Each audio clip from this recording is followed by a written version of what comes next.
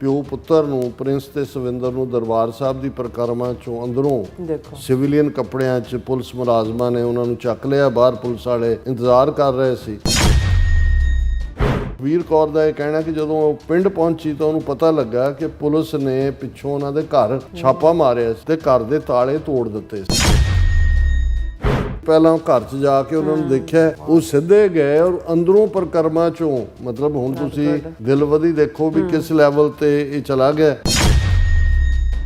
ਇੰਨੀ ਡੇਅਰਿੰਗ ਤਾਂ ਈਵਨ ਜਦੋਂ 84 ਤੋਂ 94 ਤੱਕ ਦਾ ਪੀਰੀਅਡ ਸੀ, ਇਹ ਹੁੰਦਾ ਸੀ ਕਿ ਪਰਿਕਰਮਾ ਦੇ ਵਿੱਚ ਜਾਂ ਦੂਜੇ ਇੰਟੈਲੀਜੈਂਸ ਵਾਲੇ ਜਾਂ ਪੁਲਸੀਏ ਚਿਟਕਪੜੀਏ ਘੁੰਮਦੇ ਸੀ ਔਰ ਉਹ ਇਸ ਇੰਤਜ਼ਾਰ 'ਚ ਹੁੰਦੇ ਸੀ ਕਿ ਜਦੋਂ ਦਰਬਾਰ ਸਾਹਿਬ ਕੰਪਲੈਕਸ 'ਚੋਂ ਇਹ ਬੰਦੇ ਬਾਹਰ ਨਿਕਲਣਗੇ ਉਦੋਂ ਉਹ ਆਪਣਾ ਇਨਫੋਰਮ ਕਰ ਦਿੰਦੇ ਸੀ, ਬਾਹਰ ਚੁੱਕਦੇ ਸੀ। ਪਰ ਕੋਈ ਘਟਨਾ ਐਸੀ ਨਹੀਂ ਸੀ ਕਿ ਅੰਦਰੋਂ ਸਿਵਲ ਦੇ ਵਿੱਚ ਤੁਸੀਂ ਘੜੀਸਦੇ ਬੰਦਿਆਂ ਨੂੰ ਚੁੱਕ ਕੇ ਤੇ ਉੱਥੋਂ ਲੈ ਜਾਓ। ਕੋਈ ਹਿਊਮਨ ਰਾਈਟ ਆਰਗੇਨਾਈਜੇਸ਼ਨ ਵੀ ਨਹੀਂ ਬਚੀ ਹੈ ਕਿ ਵੀ ਜਿਹੜੀ ਇਸ ਇਸ਼ੂ ਨੂੰ ਲੈ ਜੇ ਕੋਈ ਨੌਜਵਾਨ ਜਾਂ ਉਹਨਾਂ ਦੀਆਂ ਜਥੇਬੰਦੀਆਂ ਰਹਿੰਦੀਆਂ ਨੇ ਉਹਨੂੰ ਪੋਲੀਟੀਕਲ ਬਣਾ ਦਿੰਦੇ ਨੇ, ਉਹਨਾਂ ਨੂੰ ਪਹਿਲਾਂ ਹੀ ਨੌਜਵਾਨਾਂ ਨੂੰ ਚੁੱਕ ਰਹੇ ਨੇ। ਇਸ ਬਦਲਦੀ ਦੁਨੀਆ ਵਿੱਚ ਤੁਸੀਂ ਪਿੱਛੇ ਨਾ ਰਹਿ ਜਾਓ। ਹਰ ਘਟਨਾ ਜੋ ਤੁਹਾਡੀ ਜ਼ਿੰਦਗੀ ਤੇ ਅਸਰ ਪਾ ਰਹੀ ਹੈ, ਅਸੀਂ ਉਸ ਬਾਰੇ ਦੇਵਾਂਗੇ ਤੁਹਾਨੂੰ ਸਟੀਕ ਤੇ ਸਹੀ ਜਾਣਕਾਰੀ। ਤੁਹਾਡਾ ਆਪਣਾ ਹੱਕ ਸੱਚ ਦੀ ਆਵਾਜ਼ TV 84। TV 84 ਦੇ ਨਾਲ ਜੁੜਨ ਲਈ ਆਪਣਾ ਫੋਨ ਚੁੱਕੋ ਤੇ ਐਪ ਸਟੋਰ ਵਿੱਚ ਜਾ ਕੇ ਡਾਊਨਲੋਡ ਕਰੋ TV 84 ਦੀ ਨਵੀਂ ਐਪ। ਇਸ ਐਪ ਤੇ ਤੁਸੀਂ ਦੇਖ ਸਕਦੇ ਹੋ 24 ਘੰਟੇ TV 84 ਦਾ ਲਾਈਵ ਚੈਨਲ ਅਤੇ ਨਾਲ ਹੀ ਪੰਜ ਪੰਜਾਬ ਅਤੇ ਦੁਨੀਆ ਭਰ ਦੀਆਂ ਅਹਿਮ ਖਬਰਾਂ।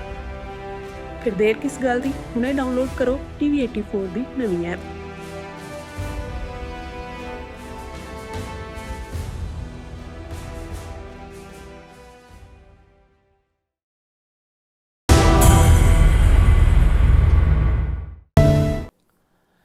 Viewers welcome back to program. So viewers ਗੱਲਬਾਤ ਕਰਨ ਜਾ ਰਹੇ ਹਾਂ ਭਾਰਤੀ ਕਬਜ਼ੇ ਵਾਲੇ ਪੰਜਾਬ ਦੀ ਕਿ ਪੰਜਾਬ ਇਸ ਵੇਲੇ ਪੁਲਿਸ ਸਟੇਟ ਬਣ ਚੁੱਕਾ ਹੈ। ਇੱਕ ਅੰਦਾਜ਼ੇ ਮੁਤਾਬਕ 8000 ਦੇ ਕਰੀਬ ਸਿੱਖ ਨੌਜਵਾਨਾਂ ਨੂੰ ਗੈਂਗਸਟਰ ਕਹਿ ਕੇ ਚੱਕਿਆ ਗਿਆ ਔਰ ਮੀਡੀਆ ਰਿਪੋਰਟਾਂ ਅਨੁਸਾਰ ਦਰਬਾਰ ਸਾਹਿਬ ਕੰਪਲੈਕਸ ਵਿੱਚ ਦੋ ਪਿਓ ਪੁੱਤਰ ਨੂੰ ਪੁਲਿਸ ਨੇ ਗ੍ਰਿਫਤਾਰ ਕੀਤਾ ਹੈ। ਇਸੇ ਤਰ੍ਹਾਂ ਲੁਧਿਆਣੇ ਵਿੱਚ ਇੱਕ ਸਿੱਖ ਨੌਜਵਾਨ ਦੀ ਮਾਰ ਕੁਟਾਈ ਕੀਤੀ ਗਈ ਜਿਸ ਦੇ ਆਟੋ ਤੇ ਸੰਤ ਪਿੰਡਰਾਂ ਵਾਲਿਆਂ ਦੀ ਜਿਹੜੀ ਤਸਵੀਰ ਲੱਗੀ ਹੋਈ ਸੀ। ਸੋ ਇਸ ਵਰਤਾਰੇ ਨੂੰ, ਇਸ ਜ਼ੁਲਮ ਨੂੰ ਲੋਕਾਂ ਵੱਲੋਂ ਚੈਲੰਜ ਕੀਤਾ ਜਾਣਾ ਚਾਹੀਦਾ ਹੈ। ਇਸ ਬਾਰੇ ਆਪਾਂ ਗੱਲਬਾਤ ਕਰਨ ਜਾ ਰਹੇ ਹਾਂ। ਸੋ ਅਸੀਂ ਚਾਹਾਂਗੇ ਕਿ ਤੁਸੀਂ ਇਸੇ ਤਰ੍ਹਾਂ ਬਣੇ ਰਹਿਣਾ, ਦੇਖਣ ਸੁਣਨ ਲਈ ਐਂਡ ਲਿਖਣ ਲਈ ਤੁਹਾਡਾ ਸਭ ਦਾ ਬਹੁਤ ਬਹੁਤ ਧੰਨਵਾਦ ਜੀ। ਰਾਜ ਸਾਹਿਬ ਕੀ ਕਹਿਣਾ ਚਾਹੋਗੇ?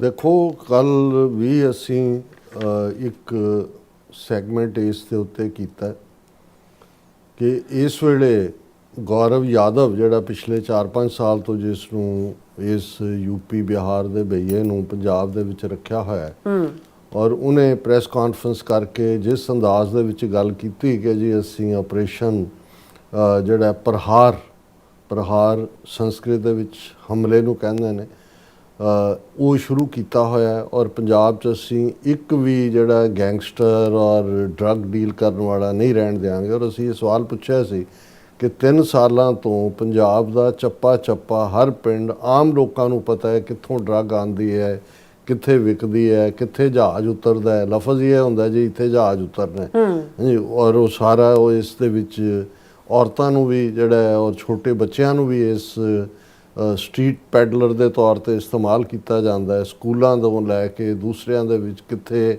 ਕੀ ਮਿਲਦਾ ਹੈ।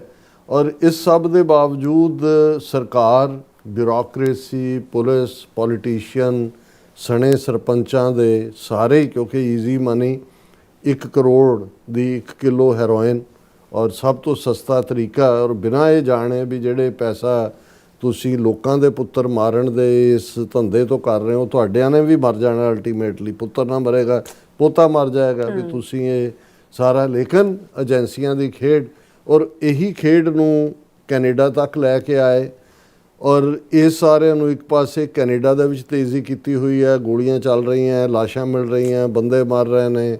ਸਰੀ ਸਿਟੀ ਨੇ ਸਟੇਟ ਆਫ ਐਮਰਜੈਂਸੀ ਡਿਕਲੇਅਰ ਕਰਕੇ ਫੈਡਰਲ ਗਵਰਨਮੈਂਟ ਨੂੰ ਕਿਹਾ ਵੀ ਐਮਰਜੈਂਸੀ ਕਰੋ। ਉਹਨਾਂ ਨੇ ਕਿਹਾ ਅਸੀਂ ਤੁਹਾਨੂੰ ਪੁਲਿਸ ਪਰਸਨਲ ਭੇਜ ਰਹੇ ਹਾਂ। ਪਰ ਪਿਛਲੇ 2-3 ਹਫ਼ਤੇ ਤੋਂ ਹੀ ਜਿਹੜੀਆਂ ਖਬਰਾਂ ਪੰਜਾਬ 'ਚ ਔਰ ਇੱਕ ਅੰਦਾਜ਼ੇ ਮੁਤਾਬਕ 8000 ਦੇ ਕਰੀਬ, ਔਰ ਈਵਨ ਟ੍ਰਿਬਿਊਨ ਦੀ ਆਪਣੀ ਖਬਰ ਸੀ ਕਿ 2000 ਤੋਂ ਜ਼ਿਆਦਾ ਤਾਂ ਇਕੱਲੇ ਫਰੀਦਕੋਟ ਦੀ ਜੇਲ੍ਹ 'ਚ ਤੂੜੇ ਹੋਏ ਨੇ।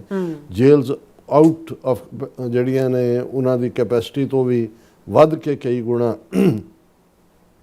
ਹੁਣ ਜਿਹੜੀਆਂ ਖਬਰਾਂ, ਦੋ ਖਬਰਾਂ ਜਿਹੜੀਆਂ ਅੱਜ ਮੀਡੀਆ ਦੇ ਵਿੱਚ ਆਈਆਂ, ਪਹਿਲਾਂ ਜਿਹੜੀ ਹੈ ਉਹ ਪੀਟੀਸੀ ਔਰ ਜਿਹੜੇ ਦੂਸਰਿਆਂ ਦੇ ਹਵਾਲੇ ਨਾਲ ਆਈਆਂ ਕਿ ਸ਼੍ਰੀ ਦਰਬਾਰ ਸਾਹਿਬ ਦੀ ਪਰਿਕਰਮਾ ਚੋਂ ਤਰਨਤਾਰਨ CIA ਨੇ ਚੁੱਕੇ 2 ਮੁੰਡੇ। SGPC ਦੀ ਟਾਸਕ ਫੋਰਸ ਨੇ 2 ਪੁਲਿਸ ਮੁਲਾਜ਼ਮਾਂ ਨੂੰ ਕਮਰੇ 'ਚ ਕੀਤਾ ਬੰਦ। ਜਦੋਂ ਤੱਕ ਪੁਲਿਸ ਕਾਰਨ ਨਹੀਂ ਦੱਸਦੀ ਉਦੋਂ ਤੱਕ ਮੁਲਾਜ਼ਮ ਨਹੀਂ ਛੱਡੇ ਜਾਣਗੇ। ਪਰ ਜਿਹੜੀ ਖਬਰ ਜਦੋਂ ਅਸੀਂ ਸਾਡਾ ਇਹ ਪ੍ਰੋਗਰਾਮ ਚੱਲ ਰਿਹਾ ਸੀ ਤੇ ਟੇਬਲ ਤੇ ਸਾਡੀ ਰਿਸਰਚ ਟੀਮ ਨੇ ਲੇਟੈਸਟ ਦਿੱਤੀ ਹੈ, ਮੈਨੂੰ ਉਹ ਜ਼ਿਆਦਾ ਕ੍ਰੈਡੀਬਲ ਲੱਗਦੀ ਹੈ। ਔਰ ਉਸ ਦੇ ਮੁਤਾਬਕ ਜਿਹੜੀ ਇਹ ਹੈ ਕਿ ਇਹ ਜਿਹੜੇ ਨੇ, ਨਾ ਤਾਂ ਉਹ ਇਸ ਖਬਰ 'ਚ ਇਹ ਹੈ ਕਿ ਜੀ ਕਿ ਪੁਲਿਸ ਮੁਲਾਜ਼ਮ ਉਹਨਾਂ ਨੇ ਫੜ ਲਏ, ਜੇ ਮੌਕੇ ਤੇ ਫੜ ਲਏ ਹੁੰਦੇ ਫਿਰ ਇਹ ਸੀ ਕਿ ਵੀ ਬੰਦੇ ਤਾਂ ਨਹੀਂ ਸੀ ਚੱਕੇ ਜਾ ਸਕਦੇ। ਪਰ ਜਿਹੜੀ ਖਬਰ ਆਈ ਹੈ ਕਿ ਭਾਈ ਇਹ ਜਿਹੜੇ ਦਰਬਾਰ ਸਾਹਿਬ ਦੀ ਪਰਿਕਰਮਾ ਚੋਂ ਚੁੱਕ ਕੇ ਸਿਵਲ ਵਰਦੀ ਦੇ ਵਿੱਚ ਸੀ, ਸਿਵਲੀਅਨ ਪੁਲਿਸੀਏ, ਬਾਹਰ ਯੂਨੀਫਾਰਮ ਪੁਲਿਸ ਵੇਟ ਕਰ ਰਹੇ ਸੀ, ਉਹ ਪਿਓ ਪੁੱਤਰ ਨੇ। ਔਰ ਇਹ ਦਰਬਾਰ ਸਾਹਿਬ ਕੰਪਲੈਕਸ ਚੋਂ ਹੀ ਚੁੱਕੇ ਗਏ। ਪੁੱਤਰ ਸਤਵਿੰਦਰ ਸਿੰਘ ਹੈ ਅਤੇ ਸਤਵਿੰਦਰ ਸਿੰਘ ਦੇ ਫਾਦਰ ਹਰਕਿਸ਼ਨ ਸਿੰਘ ਨੇ। ਇਹ ਫਿਰੋਜ਼ਪੁਰ ਜ਼ਿਲ੍ਹੇ ਦੇ ਪਿੰਡ ਮੋਹਣ ਦੇ ਹਿਠਾੜ ਥਾਂ ਦੇ ਰਹਿਣ ਵਾਲੇ ਨੇ। ਇਹ ਪਿਓ ਪੁੱਤਰ ਤੇ ਇਹਨਾਂ ਦੇ ਨਾਲ ਪਰਿਵਾਰ ਦੀਆਂ 2 ਬੀਬੀਆਂ ਵੀ ਦਰਬਾਰ ਸਾਹਿਬ ਦੇ ਵਿੱਚ ਦਰਸ਼ਨ ਇਸ਼ਨਾਨ ਲਈ ਆਈਆਂ। ਜਦੋਂ ਬੀਬੀਆਂ ਇਸ਼ਨਾਨ ਕਰ ਰਹੀਆਂ ਸੀ, ਜ਼ਾਹਰ ਹੈ ਪੌਣਾ ਹੁੰਦਾ ਹੈ ਜਿੱਥੇ ਬੀਬੀਆਂ ਇਸ਼ਨਾਨ ਕਰਦੀਆਂ ਨੇ, ਉਦੋਂ ਹੀ ਜਿਹੜਾ ਪਿਓ ਪੁੱਤਰ ਨੂੰ, ਪ੍ਰਿੰਸ ਤੇ ਸਵਿੰਦਰ ਨੂੰ ਦਰਬਾਰ ਸਾਹਿਬ ਦੀ ਪਰਿਕਰਮਾ ਚੋਂ ਅੰਦਰੋਂ ਸਿਵਲੀਅਨ ਕੱਪੜਿਆਂ 'ਚ ਪੁਲਿਸ ਮੁਲਾਜ਼ਮਾਂ ਨੇ ਉਹਨਾਂ ਨੂੰ ਚੱਕ ਲਿਆ। ਬਾਹਰ ਪੁਲਿਸ ਵਾਲੇ ਇੰਤਜ਼ਾਰ ਕਰ ਰਹੇ ਸੀ। ਔਰ ਇੱਕ ਖਬਰ ਮੈਂ ਕਿਤੇ ਦੇਖੀ ਕਿ ਵੀ ਇਹ ਤਰਨਤਾਰਨ ਦਾ CIA ਸਟਾਫ ਸੀ, ਉਹਨਾਂ ਨੂੰ ਚੁੱਕ ਕੇ ਲੈ ਗਏ। ਔਰ ਬਾਅਦ ਦੇ ਵਿੱਚ ਸਤਵਿੰਦਰ ਸਿੰਘ ਦੀ ਵਾਈਫ ਲਖਬੀਰ ਕੌਰ ਨੇ ਕਿਹਾ ਕਿ ਵੀ ਅਸੀਂ 9:30 ਵਜੇ ਸਵੇਰੇ ਆਪਣੇ ਪਤੀ ਤੇ ਪੁੱਤਰ ਤੇ ਸੱਸ ਰੁਕਮਨ ਦੇਵੀ ਨਾਲ ਦਰਬਾਰ ਸਾਹਿਬ ਪਹੁੰਚੇ। 10:30 ਵਜੇ ਦੇ ਕਰੀਬ ਜਦੋਂ ਅਸੀਂ ਇਸ਼ਨਾਨ ਕਰ ਰਹੀਆਂ ਸੀ ਤੇ ਅਸੀਂ ਤੇ ਪਿਓ ਪੁੱਤਰ ਬਾਹਰ ਪਰਿਕਰਮਾ 'ਚ ਇੰਤਜ਼ਾਰ ਕਰ ਰਹੇ ਸੀ ਸਾਡਾ। ਪਰ ਜਦੋਂ ਅਸੀਂ ਵਾਪਸ ਆਈਆਂ ਤੇ ਸਾਡੇ ਦੋਨੋਂ ਹੀ ਪਿਓ ਪੁੱਤਰ ਗਾਇਬ ਸੀ, ਉੱਥੇ ਨਹੀਂ ਸੀ। ਔਰ ਉਹਨਾਂ ਦਾ ਮੋਬਾਈਲ ਫੋਨ ਵੀ ਜਿਹੜਾ ਉਹ ਸਵਿਚ ਆਫ ਆ ਰਿਹਾ ਸੀ। ਫਿਰ ਅਸੀਂ ਜੋੜਾ ਕਰ ਗਈਆਂ, ਉੱਥੇ ਇੰਤਜ਼ਾਰ ਕੀਤਾ, ਫਿਰ ਵੀ ਨਹੀਂ ਆਏ। ਫਿਰ ਕਿਸੇ ਨੇ ਸਾਨੂੰ ਦਰਬਾਰ ਸਾਹਿਬ ਦੀ ਪਰਿਕਰਮਾ 'ਚ ਕਮਰਾ ਨੰਬਰ 50 ਜਾਣ ਲਈ ਕਿਹਾ। ਉੱਥੇ ਅਸੀਂ SGPC ਦੇ ਕਰਮਚਾਰੀਆਂ ਨੂੰ ਮਿਲੀਆਂ ਤੇ ਆਪਣਾ ਨੰਬਰ ਦਿੱਤਾ। ਬਾਅਦ 'ਚ ਆਪਣੇ ਪਿੰਡ ਵਾਪਸ, ਉਹਨਾਂ ਨੂੰ ਲੱਗਾ ਵੀ ਕੀ ਹੋ ਗਿਆ। ਫਿਰ ਲਖਬੀਰ ਕੌਰ ਦਾ ਇਹ ਕਹਿਣਾ ਕਿ ਜਦੋਂ ਉਹ ਪਿੰਡ ਪਹੁੰਚੀ ਤਾਂ ਉਹਨੂੰ ਪਤਾ ਲੱਗਾ ਕਿ ਪੁਲਿਸ ਨੇ ਪਿੱਛੋਂ ਉਹਨਾਂ ਦੇ ਘਰ ਛਾਪਾ ਮਾਰਿਆ ਸੀ ਤੇ ਘਰ ਦੇ ਤਾਲੇ ਤੋੜ ਦਿੱਤੇ ਸੀ। ਲਖਬੀਰ ਕੌਰ ਨੇ ਖਦਸ਼ਾ ਕੀਤਾ ਕਿ ਉਹਨਾਂ ਨੂੰ ਜਿਹੜਾ ਉਹ ਪੁਲਿਸ ਨੇ ਚੱਕਿਆ ਔਰ ਅਜੇ ਤੱਕ ਵੀ ਕਿਸੇ ਪੁਲਿਸ ਅਧਿਕਾਰੀ ਨੇ ਇਹਦੀ ਪੁਸ਼ਟੀ ਨਹੀਂ। ਉਹਦਾ ਮਤਲਬ ਇਹ ਹੈ ਵੀ ਪਹਿਲਾਂ ਘਰ 'ਚ ਜਾ ਕੇ ਉਹਨਾਂ ਨੂੰ ਦੇਖਿਆ, ਗਵਾਂਢੀਆਂ ਨੂੰ ਕੀਤਾ, ਉਹਨਾਂ ਨੇ ਕਿਹਾ ਹੋਣਾ ਵੀ ਦਰਬਾਰ ਸਾਹਿਬ ਗਏ ਨੇ। ਉਹ ਸਿੱਧੇ ਗਏ ਔਰ ਅੰਦਰੋਂ ਪਰਿਕਰਮਾ ਚੋਂ, ਮਤਲਬ ਹੁਣ ਤੁਸੀਂ ਦਿਲਵਦੀ ਦੇਖੋ ਵੀ ਕਿਸ ਲੈਵਲ ਤੇ ਇਹ ਚਲਾ ਗਿਆ। ਔਰ ਉਹਨਾਂ ਨੇ ਈਵਨ ਸਰਪੰਚ ਨੇ ਜਾਂ ਦੂਜੇ ਨੇ ਵੀ ਕਿਹਾ ਕਿ ਬਈ ਇਹ ਕੋਈ ਕ੍ਰਿਮੀਨਲ ਰੈਕਡ ਵਾਲੇ ਨਹੀਂ ਨੇ। ਇਹ ਹੈ ਜਦੋਂ ਤੁਸੀਂ ਇਸ ਲੈਵਲ ਦਾ ਇੱਕ ਟੈਰਰ ਖੜਾ ਕਰਦੇ ਹੋ।